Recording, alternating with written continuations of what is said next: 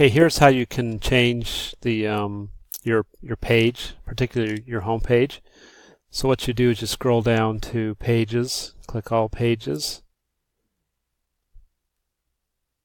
and then on here, this is your main page, your home page. So click Edit.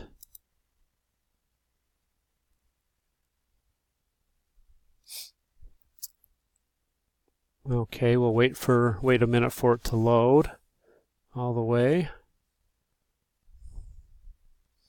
Okay, now this is called a builder right here, but what you need to do is, this is where your main text is located right here. So if you click this little hamburger icon right here,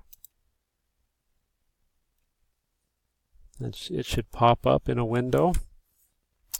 And then you can scroll down, and as you see, this is where the main structure of your page is captured. So you can edit this right here. So for example, if you want to edit the phone number, it's just a matter of coming down here and editing that phone number right there. And then once you're done, just click Save and Exit, and then that's all there is to it for that.